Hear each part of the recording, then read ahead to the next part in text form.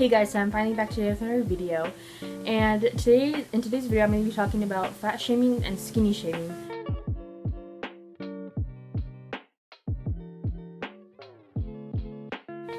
We've established over the years that skinny shaming is real. This skinny shaming and fat shaming have been talked about for years on YouTube, but I'm going to be showing you some things and then I'm going to be talking about said things. So yeah, the first thing I'm going to be showing you is a TikTok. I'm not going to be showing the whole TikTok. It's really vulgar, so I'll be showing only half of it, and then I'm going to be talking about the TikTok. No, because like I'm mad. I'm so irritated. Fat girls can't never come on this app and complain about they struggle without some skinny girl or some skinny boy coming in the comments. Well, they think I'm on drugs and I've been told to eat and, you know, it's hard for me too. Okay, shut it.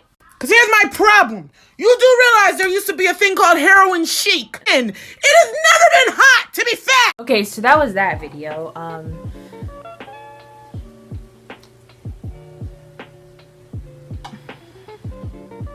The comments are turned off, by the way, but anywho. So what she refers to in the video is a thing called heroin chic, which was really prevalent during the 90s, where it was characterized by pale skin, dark circles under eyes, a very skinny body, dark red lipstick lots of the time. There was a stringy, straight hair, thin hair, and angular bone structure. She basically says that like obesity was never looked upon in culture or in basically ever glorified.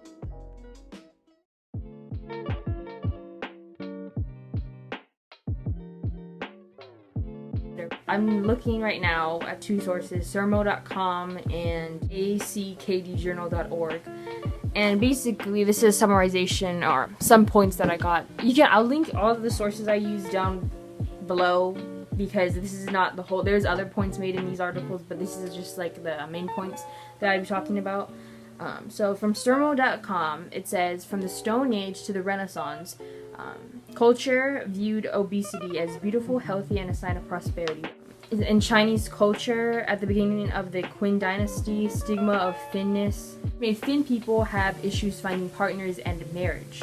Another thing I found on ACKD Journal was that the scarcity of foods throughout most of its history had led to connotations that being fat was good, increased flesh was desirable for the arts, literature, and medical opinion of the time. Only in the later half of the 19th century did being fat begin to be stigmatized for aesthetic reasons, and in the 20th century. Figurines of Stone Age Europe dating back to more than 20,000 years ago considered to be matriarchal icons of fertility or the mother of goddesses. So that's a lot right there. This happened long years ago, but for long amounts of time, from the Stone Age in Europe to the Renaissance in Europe, being obese was basically glorified. Okay, so what I was trying to say in this next clip was making like no sense. What I was trying to say is the fact that European countries had the most influence back then compared to how America has most influence now.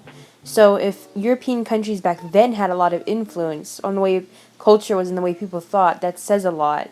And that basically says that how highly obesity was thought after and how glorified it was. Same exact thing as American culture in the 90s and 2000s, really trending about skinnier bodies, and that made a lot of women, girls, maybe even men want to have skinnier bodies and try fad diets in order to lose weight and have the ideal bodies at the time. Still happens a lot in American culture today.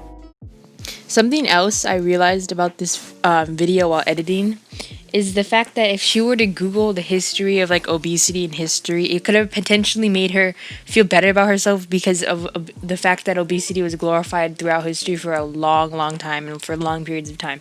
So if she would have just Googled that and researched the history instead of like letting her emotions get the best of herself and going onto TikTok and then, you know, yelling about how thin people don't have it as bad as fat people because they don't because they are glorified throughout history as well, then she could have just saved herself a lot of that trouble. But anyway, this article I'm talking about is from medium.com, and it's called Skinny Shaming is Nothing Like Fat Shaming by Ellie Rebecca.